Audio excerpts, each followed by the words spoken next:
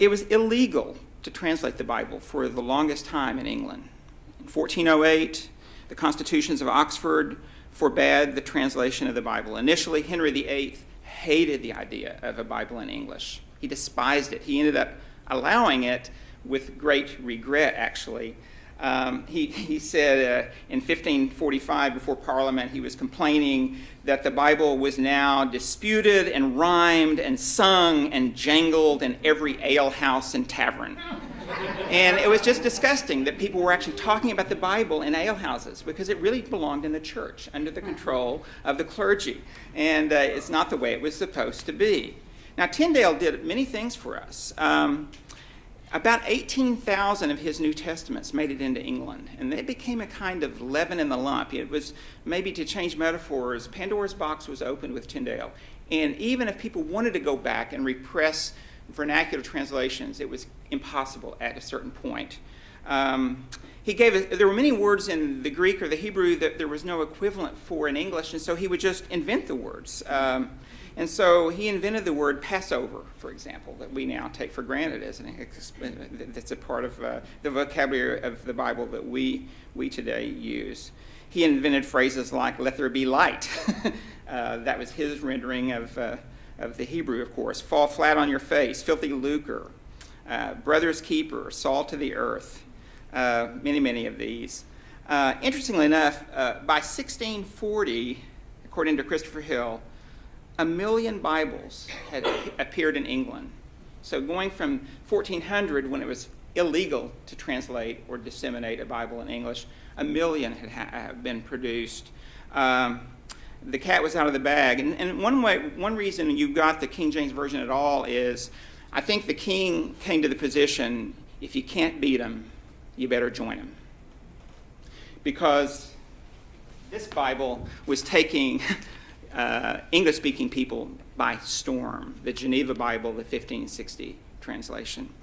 And every self-respecting Puritan read this translation. This is the translation that our Pilgrim fathers and mothers brought to the New World. Not the King James, although maybe 1 or 2 copies of the King James were on those early ships, 1611 to 1620. It was the new book, but this was the real Bible. And King James hated this translation. Well, actually, I don't think he hated the translation. He hated the marginal notes. Because all through it, every chance the Calvinists got an opportunity to make a point, to underscore a Calvinist view of the world, it's in the marginal notes. And also just the way they chose to translate words. For example, the word tyrant appears frequently in this translation. Bad kings, they made an editorial decision. They called him a tyrant.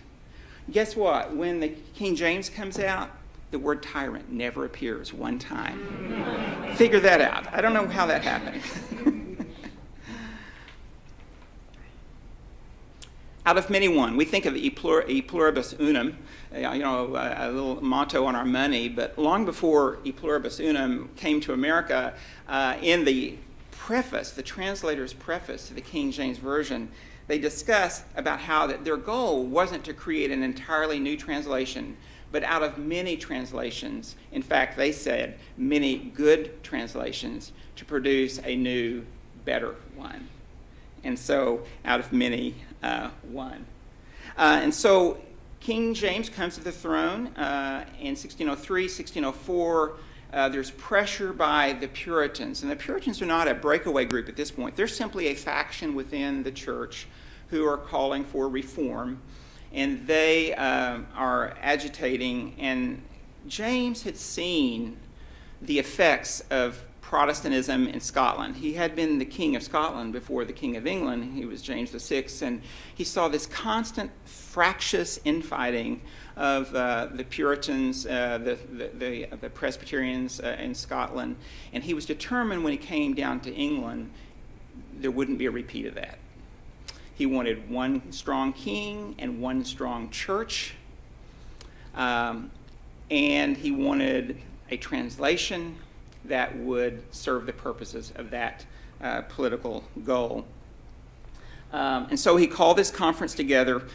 he was smart in that he knew that it needed to get buy-in from different factions. So he was careful to select moderate Puritans to serve on the translation committee. So about between a fourth and a third of all the translators were known for their Puritan sympathies. Many of them were strong up in Cambridge, but he also made sure that the predominant voice were members of the Anglican Church of England position, and that they controlled the translation as carefully as possible. They were extremely smart men. It was a great time for translation because of their facility in language was just unprecedented. So these translators knew Greek, and they knew Hebrew, and they knew Syriac. And they also knew modern languages so that they could check modern translations, or other vernacular translations, I should say, modern in their day, against what they were doing.